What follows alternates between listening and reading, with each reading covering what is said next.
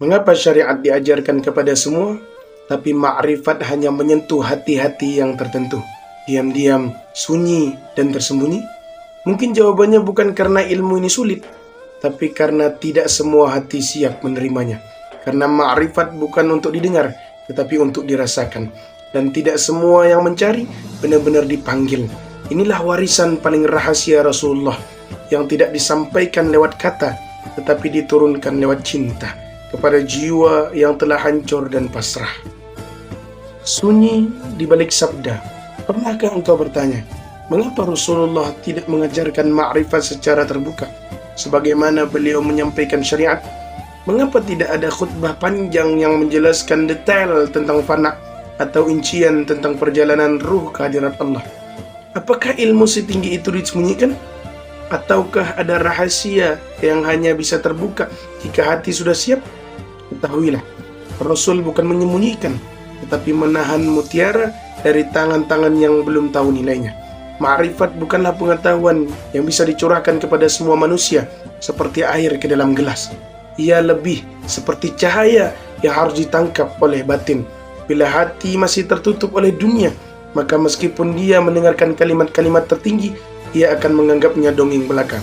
Maka Nabi pun menahan, bukan karena pelit, tetapi karena sayang. Karena bila mana mutiara disodorkan kepada yang belum siap, maka bukan hanya ditolak, tetapi akan dihina.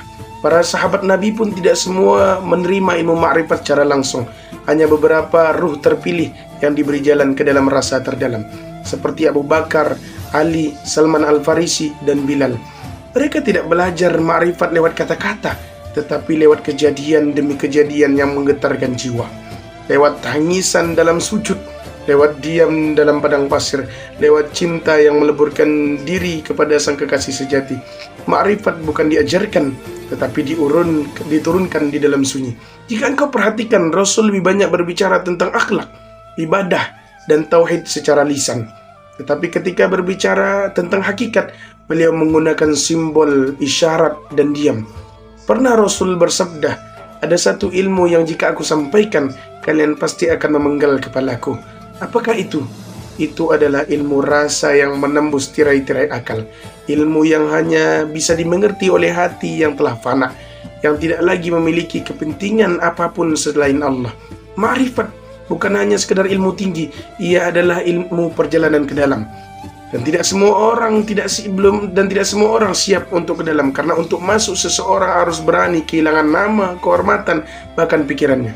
Maka jika ada yang ingin tahu tentang ma'rifat tapi masih terikat oleh kebanggaan terhadap ilmu, maka yang ia cari bukan ma'rifat, tetapi sekadar kebanggaan baru.